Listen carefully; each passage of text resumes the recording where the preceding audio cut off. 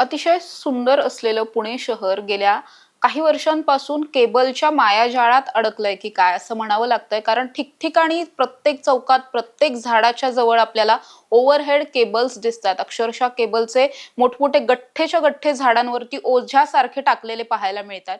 आणि आता खरं तर जेव्हा नवीन सभागृह सुरू झालेलं आहे पुणे महानगरपालिकेचं, तेव्हापासून ओव्हरहेड केबलवरती कारवाई सुद्धा मोठ्या संख्येनं सुरू झालेली पाहायला मिळते. पण ही कारवाई करणं खरंच किती गरजेची आहे आणि ही कारवाई खरं तर आधीपासूनच होणं किती गरजेचं होतं, या सगळ्यावरती आपण बोलणार आहोत. आणि मुळात या सगळ्यामध्ये एका ओव्हरहेड केबलमुळे खूप मोठ्या अपघातातून बचावलेले आपण म्हणू शकतो सर माझ्याबरोबर आहेत. सर स्वतः पुणे पोलीस दलामध्ये होते आणि सध्या रिटायर्ड एसीपी आहेत.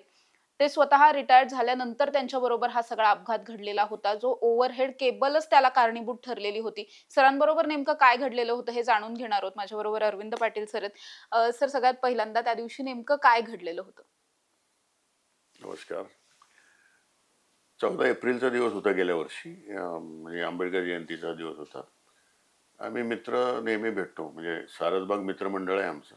सारसबागेच्या जवळ आपलं कल्पना हॉटेलला आम्ही चहा पाण्याला सकाळी बसतो.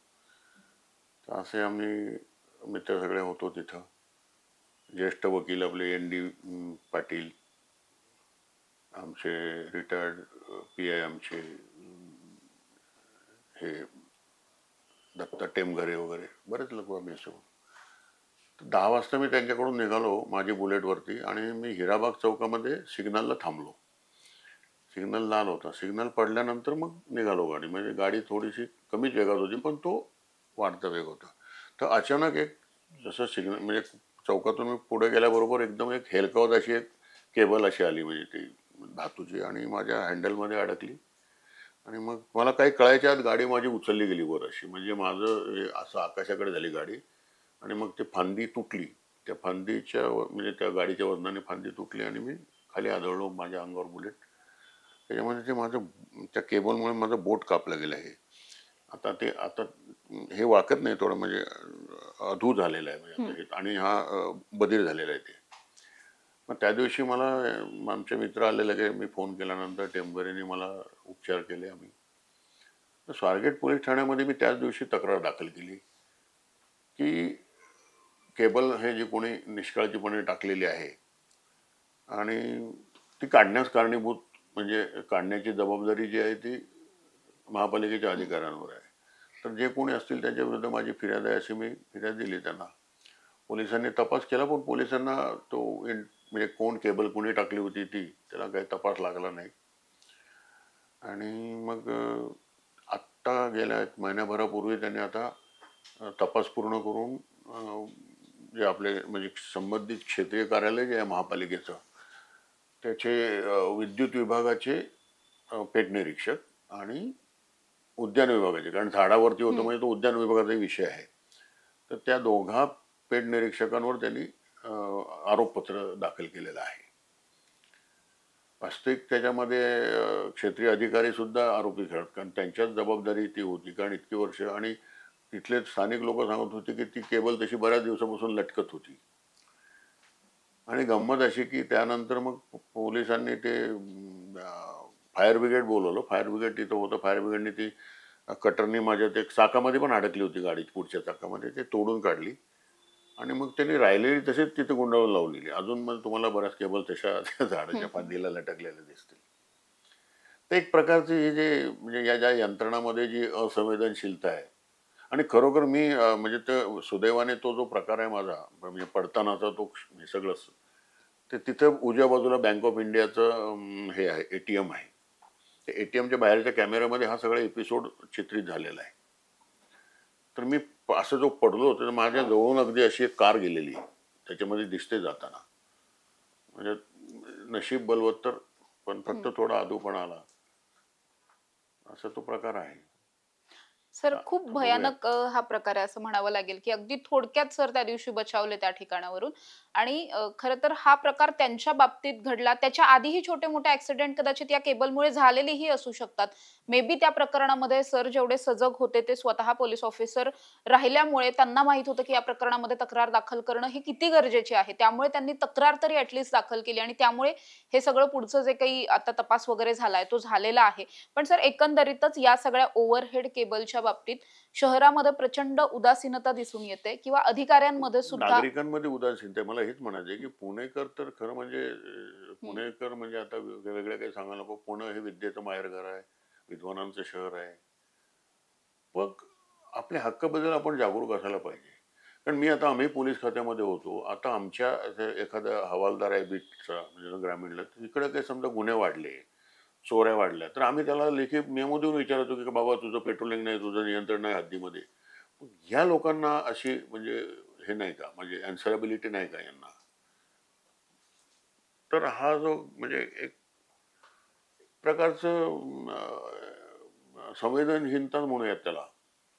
हे कारणीभूत आहे. आणि माझा अपघात झाल्यानंतर काहीतरी मला वाटतं महिना दीड महिन्यांनी त्या संतोष हॉलजवळ एक असंच हं. परदेशी आडनाव होतं बा त्या मुलाचं. त्याचा गळा चिरला गेला हो.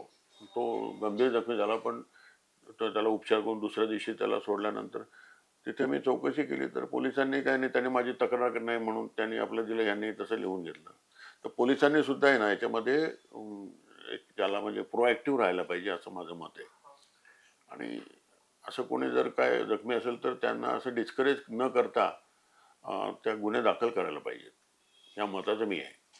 सर कारण याच्याशिवाय हे होणार नाहीये. जेव्हा तुम्ही कारण यांना जबाबदार कोणी धरतच नाही ना. हं.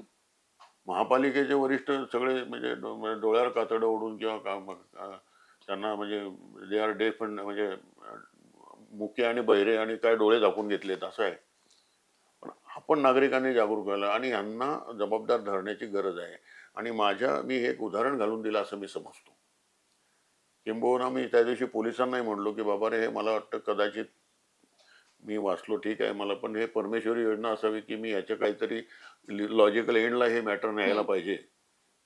तर ह्या व्यापक म्हणजे सामाजिक हिताच्या दृष्टिकोनातून मी हे केलं. मला काय त्या अधिकाऱ्यांबद्दल मी तर कोण माहीतही नाही आहे. पण तांत्रिक मुद्दा आहे हा. अधिकाऱ्यांना जबाबदार धरण्याची गरज आहे. त्याशिवाय हे वठणीवर येणार नाही कोणीच. अशा जहाल मताचा मी आहे. सर आता या प्रकरणामध्ये जवळपास 3-4 अधिकाऱ्यांच्या विरोधामध्ये दोषारोपपत्र वगैरे सादर झालेलं आहे. त्यांची नावं आली आहेत. इथून पुढच्या काळात तरी आता आपल्यावरती सुद्धा गुन्हे दाखल होऊ शकतात. हे जेव्हा या अधिकाऱ्यांना हां. कळेल त्यानंतर थोडीशी या बाबतीतली सजगता वाढेल असं तेच, वाटतं का? तेच, ते मग माझा हेतू तोच आहे, की यांना म्हणजे कळावं, की बाबा हो असं असेल, असं होऊ शकतं. आणि हे कायदे काय हे पहिल्यापासून लॉर्ड मॅकॉलनी केलेले ते कायदे पहिल्यापासून आहेत. पण त्याचा वापर करायला पाहिजे जनतेने, पोलिसांनी. आत्ता सर जी काही कारवाई सुरू आहे संपूर्ण पुणे शहरामध्ये ओव्हरहेड केबल्सवरती कारवाई खूप जोरात चालू आहे. ही कारवाई पाहून तुम्हाला असं वाटतं एक पुणेकर नागरिक म्हणून, की इथून पुढच्या काळात तरी अशा पद्धतीच्या घटना रोखता येतील आपल्याला?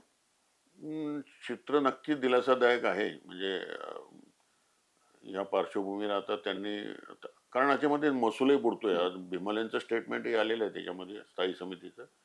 आणि त्यांनी फर्मली ते म्हणतात, की मी माघार घेणार नाही आणि हे चालूच ठेवणार आहे. चांगली गोष्ट आहे, पण पुन्हा व्हायला कारण सोलापूरमध्ये मला आता असं कळालं, की आता मी सोलापूर हं. जिल्ह्यातलाच आहे. तर सोलापूर शहरातही असे काढल्या होत्या, पण आता ते हळूहळू पुन्हा टाकायला सुरुवात झालेली आहे सोलापूरमध्ये. ते असं इथं जर का काढले तर इथं पुण्यामध्ये असं व्हायला नको. नक्कीच माझ्याबरोबर अरविंद पाटील सर होते. जसं सरांनी सांगितलं, की त्यांच्याबरोबर खूप मोठा अपघात होता होता टळला. अगदी आपण म्हणू शकतो, की ते एका बोटावरती फावलं असं हो, आपण म्हणू हो. बोटावर शकतो. निभावलं.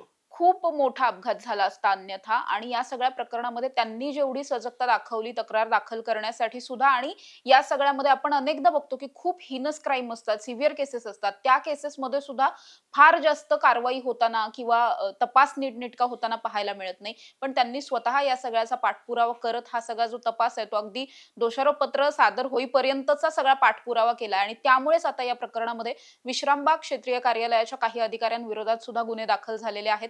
त्यांच्यावरती सुद्धा अदखलपात्र अर्थात गुन्हे असल्यामुळे फौजदारी कारवाई सुद्धा होणार आहे. त्यामुळे इथून पुढच्या काळामध्ये तरी आता जी काही ओव्हरहेड केबल्सच्या वरती कारवाई सुरू झालेली आहे ही अशीच सुरू राहायला पाहिजे आणि आता जेव्हा केबल काढल्या जात आहेत त्या पुन्हा नव्यानं टाकल्या जाणार नाहीत आणि त्यामुळे अशा पद्धतीने कुणाचेही अपघात होणार नाहीत किंवा झाडांवरती जास्तीचं ओझं पडून मग ही झाडं वगैरे कोसळतात अशा पद्धतीच्या घटना घडणार नाहीत. या सगळ्याची जबाबदारी आता तरी पुणे महानगरपालिकेत जेव्हा नगरसेवक आलेले आहेत इथून पुढच्या काळात तरी या सगळ्याची खबरदारी घेतली जाणं हे अतिशय गरजेचं आहे. अशा ताज्या आणि महत्त्वाच्या बातम्यांसाठी तुम्ही पाहत राहा टॉप न्यूज मराठी. आपला महाराष्ट्र, आपली बातमी. तुमची car, electric panel, data server आगीपासून सुरक्षित आहे का? नाही? मग आजच बसवा F protect temperature activated fire suppression device. यामध्ये आहे eco friendly non toxic pressurised liquid जे आग लागल्यास क्षणार्धात ऍक्टिव्हेट होऊन आगीवरती मिळवते नियंत्रण. बसवण्यास अतिशय सोपे आणि सुटसुटीत टेकालिपचे एक दर्जेदार उत्पादन एफ प्रोटेक्ट.